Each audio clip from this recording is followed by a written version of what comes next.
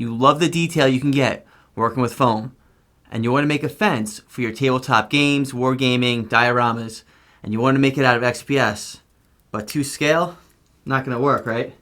Well, I'm going to show you how this week on Tabletop Witchcraft.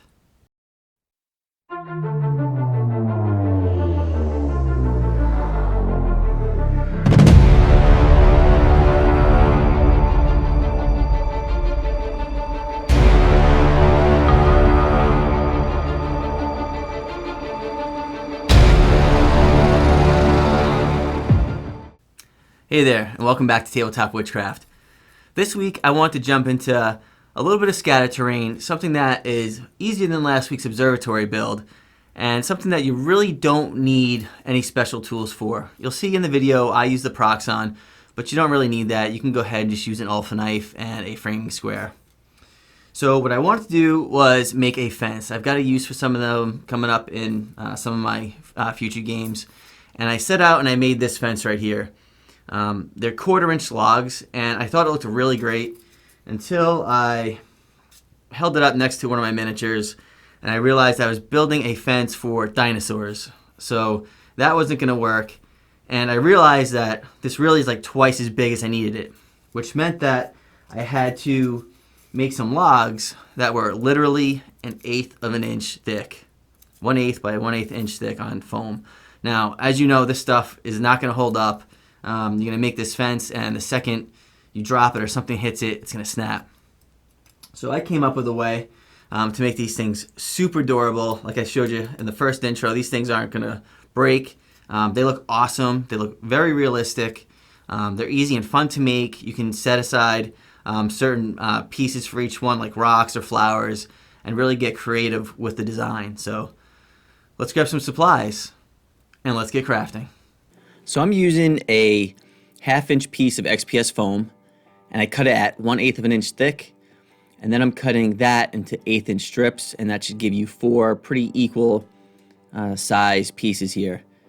And please pay no attention to my wall of shame there, bottom left. I'm in the process of hopefully taking care of those here in the near future. So the texture for the wood. Typically, I like using a wood sculpting tool to carve in my wood grain, but this is not a good scenario for that because it's so small. When you go to make these things sturdied up here in a few minutes, you'd end up poking right through all of it. So just use a brush. Any tears, it actually looks really good in the foam. This is just a regular pin you can get at a crafting store. And be careful, obviously don't stick yourself here. And press the pin in, and you might have to work the foam a little bit to get the pin all the way in nice and straight into the other end. And it's okay if the foam is a little wavy. It really does make it look awesome here when you're done, like you know, planks or boards of wood or a post here. So once you get that in there, I cut them at 1 1/4 inches in length, and then cut the top off. And that little bead right there, I actually save all those. Who knows what I'll use them for, but I'm sure I'll use them at some point. And this is just some chipboard. I'm gonna go ahead and cut a 6-inch strip of this. Now all of my fences are gonna fit within this. You can make them go right to the edge if you wanna make them all connect a little bit more. You could also have some of your fence posts have a 90-degree bend in them to have them, you know, all connect as well. You can get real creative here. This is just a general process of how to make the fence.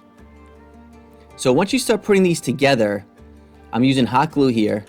Cut some more pins and push them right through the post into another horizontal piece.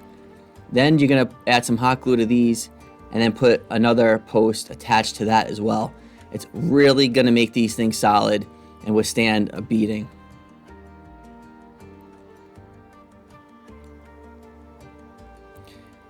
So you'll see right here, I make sure to slide the pin right there alongside the other pin in that other horizontal section.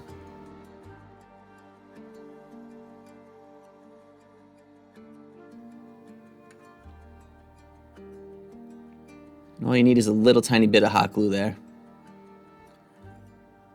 And I like to use a clay sculpting tool to help, remove the excess hot glue.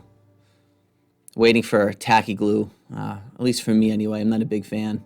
If I can get away with using hot glue, I like to use it every time.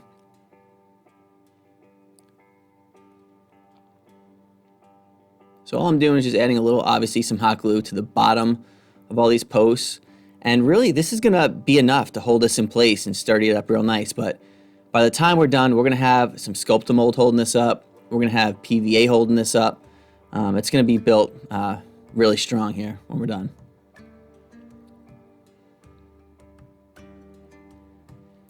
Okay, so Sculptamold. I always end up pulling too much of this stuff out of the bag. You really don't need a lot of it here. That was way too much. So about, you know, 1/8 of a yogurt container's full is all you need. Get it to a nice tacky consistency. And I'm just using this little popsicle stick here to spread it all around. Leaving little mounds, having it chunky here or there, it just adds texture to the ground. So don't worry about getting it exactly smooth. And we're going to cover a lot of this up anyway. You know, you might want to leave some areas high, put a little ponding area where you might want to add a little bit of like Vallejo water texture to it to add some puddles. You can get real creative here with that. But for the most part, you know, spread it out, clean up your edges so that it looks nice and that you can fit these together when we're done. All right, so I wanted a little variation here in the fence. Pair of wire cutters, just snip it off, and you can bend this stuff. You know, it's got metal inside of it, so I used a little bit of hot glue to hold that in place, and yeah, I made a really cool looking break in the fence. Now for the base color on the ground, I used a dark chocolate brown. You can see I got a lighter brown there. I ended up not using it. I wasn't crazy about the color right out of the container. So just go with a dark brown, and then we end up dry brushing it with a lighter tan color. Now this is my recipe here for a nice aged wood. This is a territorial beige. I believe it is apple barrel, or it's either that or deco art. And you want to paint this on pretty thin, right over the Mod Podge and black paint.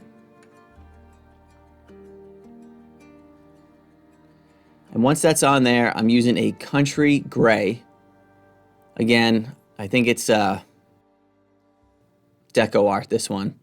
And you want to hit everything at a 45-degree angle, really where the sun will be bleaching this wood over time. So you see, we're not really using brown here, right? I mean, typically when you see wood on a fence, you know, it's not stained, right? It's not painted, especially not in the world, I guess, that we're playing in. Unless you're going for some sort of, you know, like a diorama piece, then that'd be a different story. All right, so Nuln Oil. We're using a black wash here. We're not using a brown wash.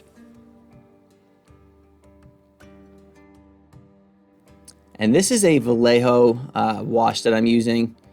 One of their brown washes.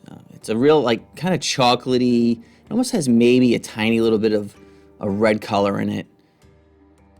But I really like this wash. Adding a little bit of PVA glue to the base is all you need for the grass that we're going to add to this. I don't have a static grass applicator. It'd be nice to have one, I guess, for these pieces here, since we're not going to be placing miniatures or really beating these up. But, you know, as you see here at the end, even for this, you really don't need it. It looks great even without it. So I'm taking some static grass here and just, you know, just coating all of the glue. And as you can see, even the areas that don't have glue are still being covered by this, and it's really going to still hold in place. So just keep that in mind when you place the glue to depend on how much grass you want here. Now that's just a pebble from my yard. You know, I'll go out and I'll collect with my kids maybe, you know, 30, 40, 50 of these things, clean them up, and just paint them gray and leave them like that for when I need them. And here we're just adding a little patch of red flowers. I find too that adding small little bits of flowers when you're doing pieces like this looks a lot better than big clumps, right? You can add a couple little red sections or purple flowers, whatever you have, around the whole thing. And then cover up, you know, around the base a little bit of each piece, the flowers and the rock. Here are just a couple of leaves that I have that bought them all punched out already. Thinking about actually buying a punch because I'm going through quite a bit of these. And And here's a little vine that I made. And here I'm just going to use a little bit of super glue. And I'm feeling okay using it here because this is already coated in paint and washes and all kinds of stuff. I'm not too worried about eating through to the fence. You just don't want to use a lot here. Just a little tiny bit on the base. And then I use a little bit on the tips of the vines. And you'll see why I only use it on the tips here in just a second. And you could use some accelerant on that if you wanted to help, cure that a little bit faster. Now I just put a little bit of glue here. That's actually a little too much. But I put a little bit on the end. That way the vine isn't, glued right to the post.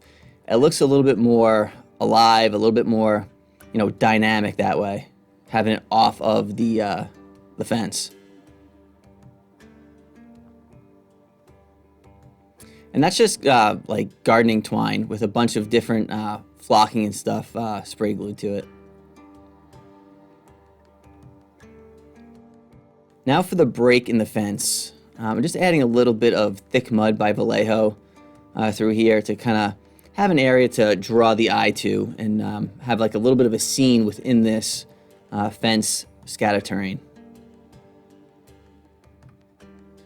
Okay, so some Bones Familiars. This is a really cool pack. You've seen me use this pack if you watched my Sewer Series video. I'll put a link up above to the bat that I added to the portcullis video. So all I did here was base coat this little guy. I tried to make him look like a little martin. They got a little bit of red in their coat. So I base coated him in brown. Did a light tan wash on him because their head seemed to be a little brighter, I guess, like a light tan color. I'm just dry brushing him in a red black by Vallejo. And I know it looks a little funny right now, but I'm going to go ahead and wash him here in a minute, which is really going to knock down that red color and kind of bring them together a little bit. So a pin for the eye. Typically, I'll use just a brush for this, but this is such a tiny little miniature. I figured a pin would be a better option here. That was way too much paint on that pin too, by the way. And you can see I'm just doing some edge highlighting on the tips of all these boards here. You can see that contrast is really nice. And you're gonna wanna make sure to hit the tops of each post, as well as the tops of the boards on the top section as well.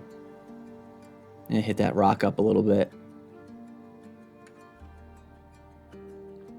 Any area like that little broken section too, you wanna make sure to hit that up with your dry brush. Anything that's gonna make where there's a little bit of detail, to have that contrast is a good place to, spend a little extra time.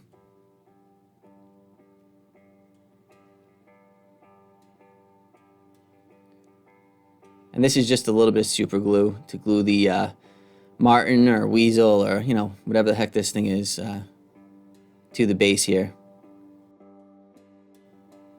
All right, then just a few bursts of some Krylon matte finish to lock all of the fibers in, and we're good to go.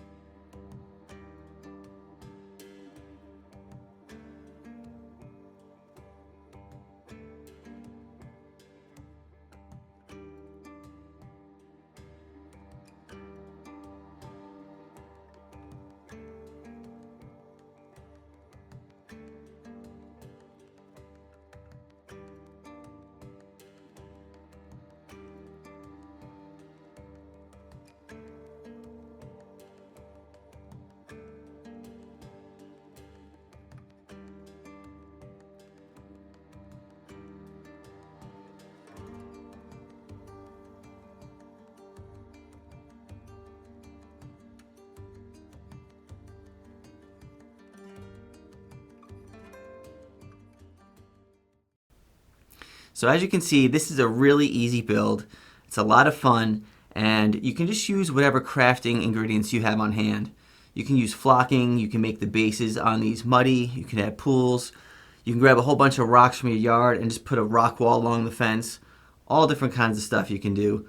And when you're done, you almost feel like you've made your own like little diorama here. It's very satisfying, it's a very fun build, so give it a shot. I think you'll have a lot of fun doing it. If you found the video interesting, you liked it, consider hitting that like button, subscribing. Head on over to my Patreon account, check that out. The community is growing week by week over there. We're having a lot of great conversations. I hope to see each and every one of you over there as well. And until next time, I'll see you around.